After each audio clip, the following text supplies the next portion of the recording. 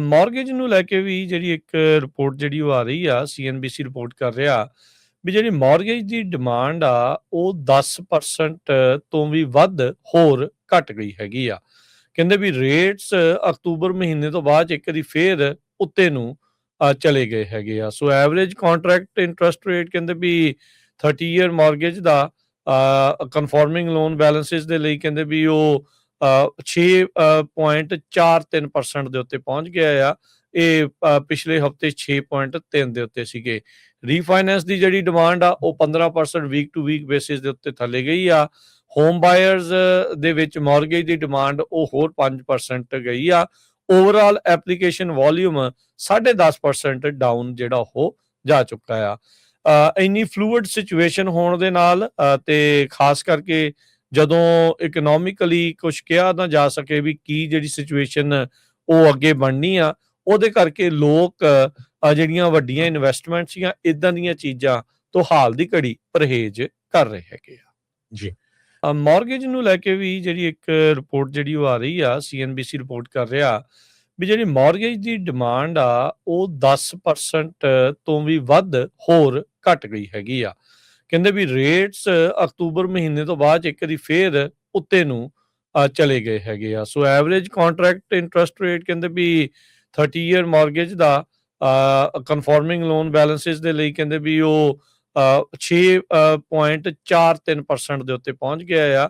ਇਹ ਪਿਛਲੇ ਹਫਤੇ 6.3 ਦੇ ਉੱਤੇ ਸੀਗੇ। ਰੀਫਾਈਨੈਂਸ ਦੀ ਜਿਹੜੀ ਡਿਮਾਂਡ ਆ ਉਹ 15% ਵੀਕ ਟੂ ਵੀਕ ਬੇਸਿਸ ਦੇ ਉੱਤੇ ਥੱਲੇ ਗਈ ਆ। ਹੋਮ ਬਾਇਰਸ ਦੇ ਵਿੱਚ ਮੌਰਗੇਜ ਦੀ ਡਿਮਾਂਡ ਉਹ ਹੋਰ 5% ਗਈ ਆ। ਓਵਰਆਲ ਐਪਲੀਕੇਸ਼ਨ ਵੋਲਿਊਮ 10.5% ਡਾਊਨ ਜਿਹੜਾ ਉਹ ਜਾ ਚੁੱਕਾ ਆ।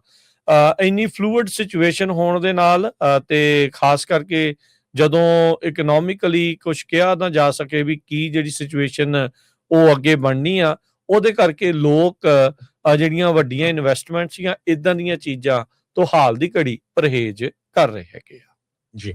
ਮੌਰਗੇਜ ਨੂੰ ਲੈ ਕੇ ਵੀ ਜਿਹੜੀ ਇੱਕ ਰਿਪੋਰਟ ਜਿਹੜੀ ਉਹ ਆ ਰਹੀ ਆ, ਸੀਐਨਬੀਸੀ ਰਿਪੋਰਟ ਕਰ ਰਿਹਾ ਵੀ ਜਿਹੜੀ ਮੌਰਗੇਜ ਦੀ ਡਿਮਾਂਡ ਆ ਉਹ 10% ਤੋਂ ਵੀ ਵੱਧ ਹੋਰ ਘਟ ਗਈ ਹੈਗੀ ਆ। ਕਹਿੰਦੇ ਵੀ ਰੇਟਸ ਅਕਤੂਬਰ ਮਹੀਨੇ ਤੋਂ ਬਾਅਦ ਇੱਕ ਵਾਰੀ ਫੇਰ ਉੱਤੇ ਨੂੰ ਚਲੇ ਗਏ ਹੈਗੇ ਆ। ਸੋ ਐਵਰੇਜ ਕੰਟਰੈਕਟ ਇੰਟਰਸਟ ਰੇਟ ਕਹਿੰਦੇ ਵੀ 30 ਈਅਰ ਮੌਰਗੇਜ ਦਾ ਕਨਫਰਮਿੰਗ ਲੋਨ ਬੈਲੈਂਸਿਸ ਦੇ ਲਈ ਕਹਿੰਦੇ ਵੀ ਉਹ 6.43% ਦੇ ਉੱਤੇ ਪਹੁੰਚ ਗਿਆ ਆ।